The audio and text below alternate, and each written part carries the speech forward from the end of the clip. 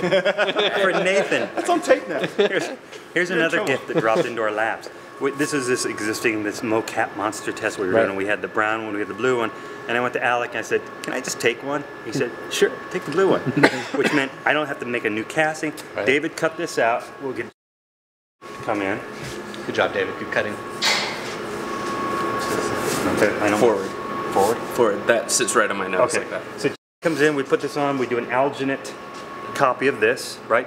And then David will re-sculpt a new nose and a new mouth that comes down to something that we can glue on lips so he can talk and we can see his lips. And then we've got these super long arms. The fingers are posable. Bring your head back a little bit, David. These eyes will be black if we're holding two. And we do our cut completely. Everybody goes, "That's it. We're done cutting." Davey, this thing we're holding this a little too long. Give me an eye blink, right? Pepper it where we need it. Right. And then we'll get Erica to bring sleeves down here, maybe lower the crotch, so it's not just a guy with hands, but there's something cool about this guy, right? Just standing around. I wanted to talk about Cornelia. I'm thinking, I'm taking all this on myself, so I've got it covered. I'm actually thinking that I should do her as a custom face appliance. Really? And the reason being because she's got so much screen time. And here's the thing that's interesting. David pulled these vacuum forms. We have these two existing female facial forms. Yeah, that's great. Thanks, David. We have these two existing facial forms that we had used for the movie Bedazzled. They were demon waitresses. We had these demons. And that was the genesis of some of that original art. But here's the thing. It's like, okay, so I would probably take the larger one, and I would do the Cornelia thing up here, and talking to Dave or whoever's doing the makeup. We might want to cover her skin in terms of time, right? But I'll do some makeup. But how awful to do all that, and then you find out that you cast somebody that's that right? That would sort of kind of be disastrous. So I thought, look, as fast as we can get this step done and make this look right, I can take that on, all right? I can take that on and make that work.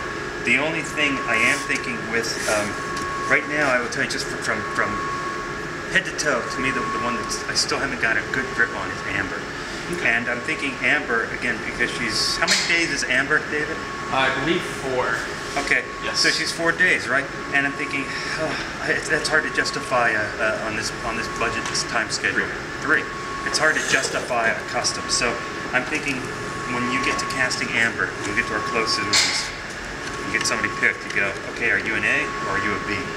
Right? And there's two different sizes. They're both females, and they would both work generically, but they're such different sizes. So it would be awful to sculpt something on this one, and then it turns out that this is the one that gets cast. There'd be no way to fit all of this. An adult woman? This is an adult woman. Really small. Yeah. That's weird. Fantastic. So what we did was we created vacuum forms on both of these sizes, thinking that Amber can be generic. So when you get her cast, you see, which slipper does her foot fit into, and that's the one that we end up sculpting the appliance on. Right. Awesome. Well, that's good to know because we are reading Amber's this week. So here's my question. Part of my quandary with Amber is I still love the idea of using those creature feet, right? I think that's more off the hook than the snake tail, and we don't have a snake tail, so perfect. So, but I want to make sure that isn't driving the overall aspect of it. So the idea of the big hands, I'm getting away from that. We'll come up with something in fingers. We'll use the same color palette, the purples and the grays and that kind of maroonish red. I think that will tie it together. And her face, I'll come up with something that is, it's weird, like where you draw the line between what's a demon, what's a monster, what's an alien, But I think I've got a handle on it, so I'm just going to come up, rather than go through this step, I'd like to just do it in clay on the head. And I'll send you pictures and we'll find something.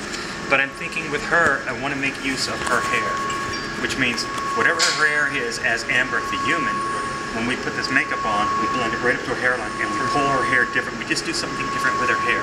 Because she has a thing about hair, Right? Yeah. So that makes sense to me. It makes sense to me that Vine he's going to have his short hair. In fact, I was thinking we should ask Tobias to basically, if you're in line with this, to cut his hair very much like his headshot. So we publicize it, because that's, to me, it's a cool look. That to me, he's so great, because when you look at him, you think, is that guy the killer or the hero, right? And that's fun. And the minute you start hearing your lines coming out of this guy's mouth, it's like, holy shit, this is the new leading character, right? So if you like, I'd love that hair, and then when he becomes a demon, he's got no hair, but it's still congruent with the rest of the story. Cornelia, I think the same thing, just out of cost. I think we want to have her real hair be her for a human, be her for a demon. Now, in terms of Amber's look, it serves the character if she's more grotesque than we're going to make these other. Fantastic. Because she's really, I mean, that's her thing, is that she's so beautiful as a human and so grotesque as a demon. Well, what I'm thinking of doing, and I'll see how it works in play, but I might like to do something where we sculpt some kind of deep, you know, like if you imagine some kind of really, really deep shadowed undercut right across here, but her eyes are actually spread out a little bit. So Amber, the actress, is looking out through these slits, but her eyes look like they're just weird and even asymmetrical. Like, oh God. It's like, again, we got to make sure it's demon and not 1940s birth defect. Right. So that's going to be the important thing. So it's like, where do you draw that line? But I think what would be cool about that is that way she can see what she's doing on set. She can do her lines. We do our cut. If we suddenly, for whatever reason, we're holding on her too long and it looks dead, then we ask Davey to just do a digital blank and makes it seem alive. Awesome. Awesome.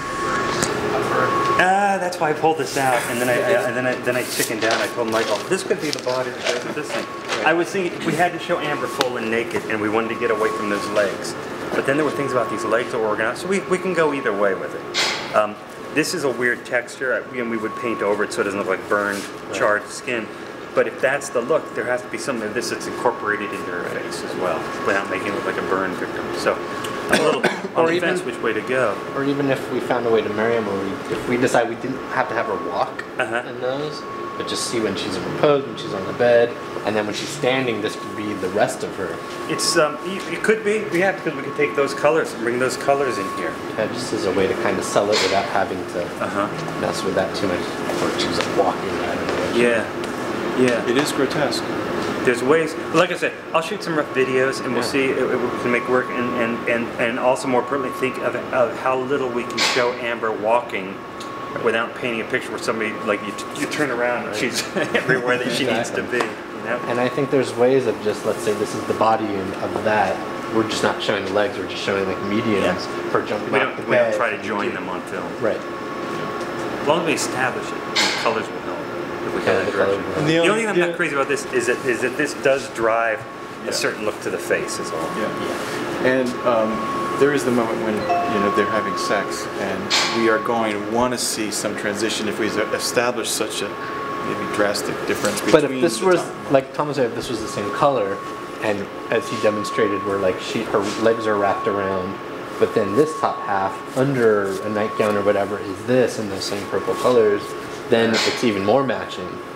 Could be. Basically, some loose upper dress kind of a dressing kind of thing will help bridge in any scene where we do, because I think we do owe the audience a head to toe shot. If we can find a way to do it smart, it'll go a long way.